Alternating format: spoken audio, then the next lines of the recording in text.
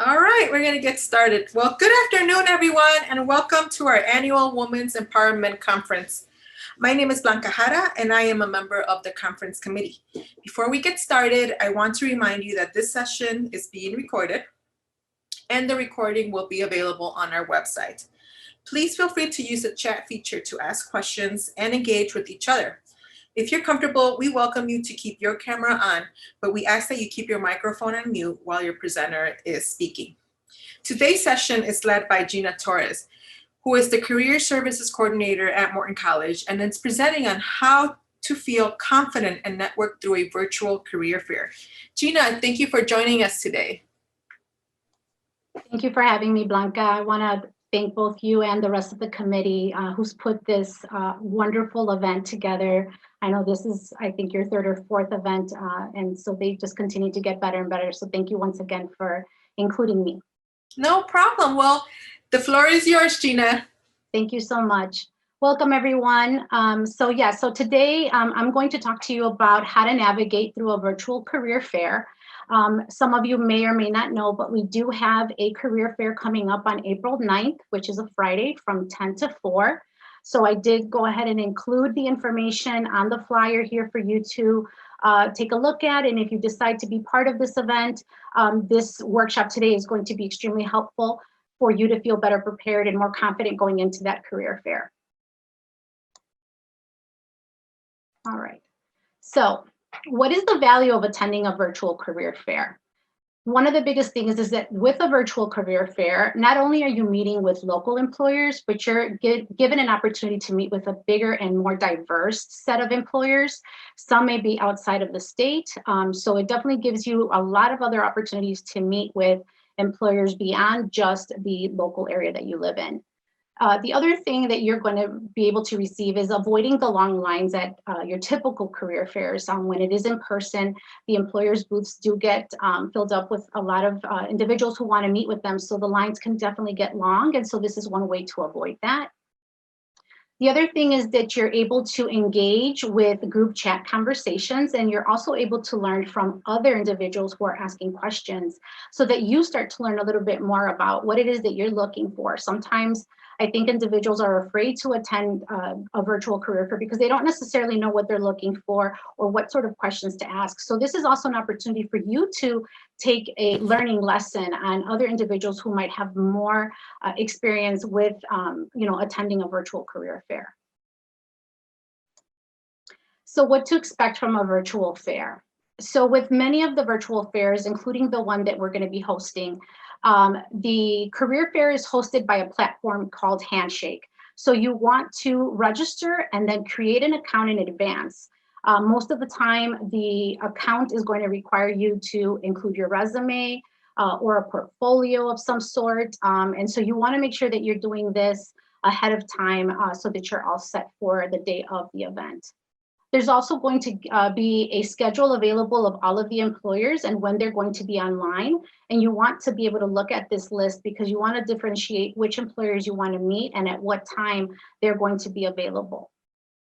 The group chats, private chats, and video chats that will be available, you want to be aware of which one are you going into? Are you going into a group chat, or are you submitting for a private chat with an individual employer? Or are you going to be in an actual video chat? Be mindful of the group conversation flow. So going into a group chat, you want to review the original chats that had happened prior to you coming in, just so that you are aware of some of the questions that have been asked prior to you entering it, so that you might not be asking the same question that's already been answered. So that way you can engage yourself right where the conversation is started for you. So some things to be mindful of before the fair, thinking about what you would like to get out of that fair. Set your intentions. What are a few goals that you would like to accomplish at the fair? So for example, maybe you're going in because you want to make new connections. Or maybe you want to have a better understanding of the skills that you need in a particular interest that you're trying to figure out whether you really want to go in that route or not. Or just trying it for the first time because you've never attended a virtual fair. So there's no right answer to this, but you just want to make sure that you're going in with an intention and a purpose for attending the virtual fair. So what do you do to prepare for the virtual career fair? One of the biggest things that you need to do is research the companies that are going to be in attendance at the fair. The list will always be available for you to view prior to the day of the event. So you want to be able to create an A or even maybe a B list of the employers that you want to talk to during the virtual fair. If possible, you want to apply ahead of time to the positions that you qualify for based on the employers that you're interested in. And it's always helpful to keep an Excel spreadsheet of those applications so that you can keep track of who you applied with, what company, and for what position. Make sure that you're preparing questions and other information about the company so that you're ready to discuss with the recruiter virtually in the fair. So making sure that you know what their mission statement is, that you've read the job description and you know what they're looking for. Being able to use some of the what they're looking for and asking the questions within your discussion is very helpful. And then make sure that you're following the employers on LinkedIn or any other social media sites that they might be on.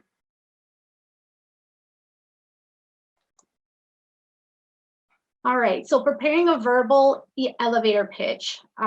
Interaction will most likely be with a digital chat format, although there will be maybe some employers that will invite you to have a video chat. So you want to be ready to do both with your elevator pitch. You want to be able to do it in person, face-to-face, or not in person, but face-to-face digitally, or you want to be able to have your elevator pitch ready to send electronically through the chat. So it's important to try to memorize a short elevator pitch so that you can prepare for whatever platform that they're going to be, wanting to use. And your time is limited, so you want to make sure that it is a bit short. So just knowing, getting the point across, creating a speech where you're talking about who you are and why they should be interested in learning more about you is probably the most important piece of your elevator pitch. You also want to prepare a digital resume so that it's ready for you to be able to send to the different employers. Just make sure that after having a discussion with them that you do offer to send the resume.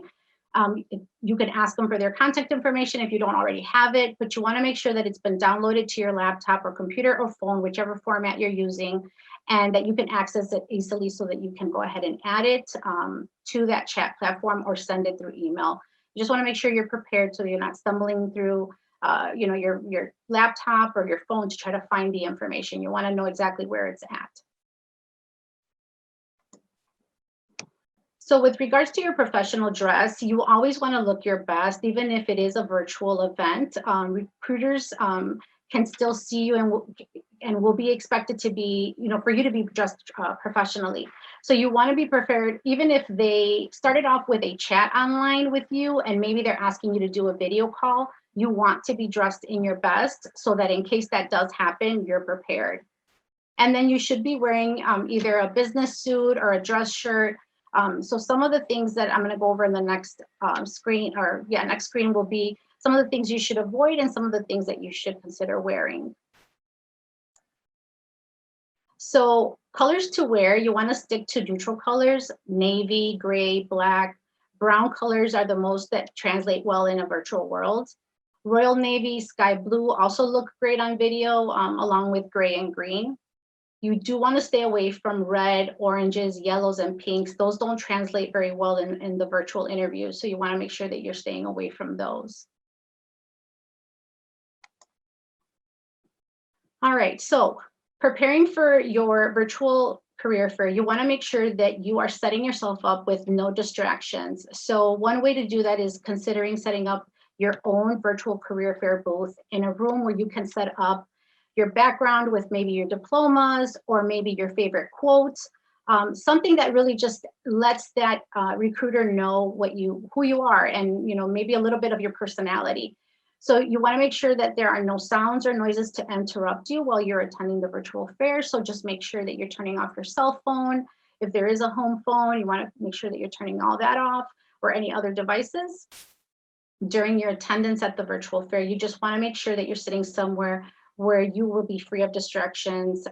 Sit up straight, look directly at the camera, Don't be tempted to look at your phone or anywhere else so that you can stay focused and engaged with the employer.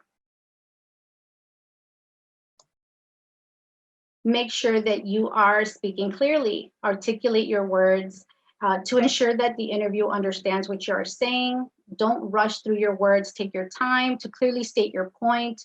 You want to make sure that you are answering any question directly and not basically just kind of rambling on with words. Show your passion through your words. Your voice level should be, a good level, and your energy should be up.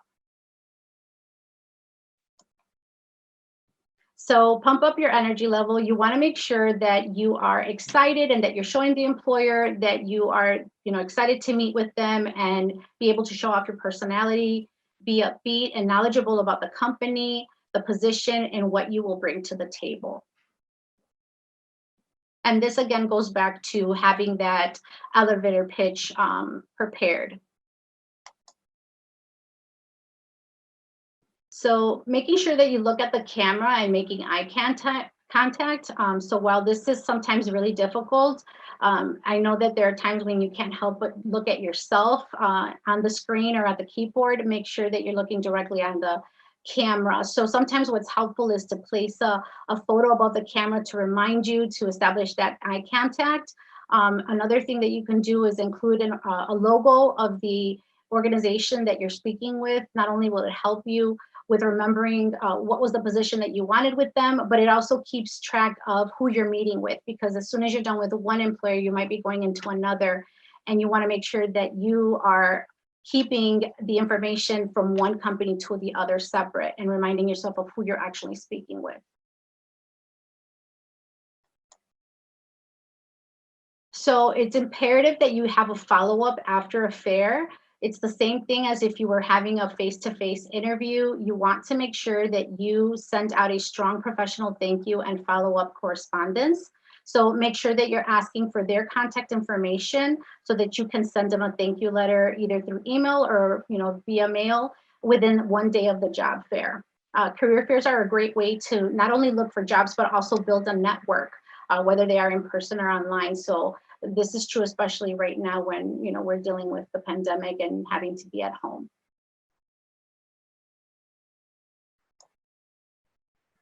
All right, so it also is important to track your application and interviews. So one suggestion that we have is for you to create an Excel spreadsheet to keep detailed notes of the search that you made with each organization. If you did apply, include the dates of application, the company and contact name, the title of position you applied to, and any other information related to the position that you think would be important and that you could use in your interview. Or you could even use it in your thank you letter with including some of the information that you may have had in conversation with that employer.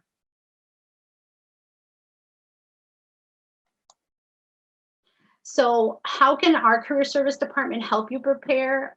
If you're interested, we help you with reviewing your resume or building a resume if you don't have one. We also help you with mock interviewing. So for individuals who may receive a call that they would like to have an interview, then if you want to feel better prepared, maybe know how to answer questions better, then you guys can schedule an appointment and we can help you with mock interviewing. We can also help you with researching labor market information so that you know more about the career direction that you want to go to and what exactly it is that they make in the sense of the local area that you live in. And also navigating the job search process. A lot of the times individuals do struggle with that, and so we can help you with navigating the job search process, to help you decide which route you want to go and what you should be looking for.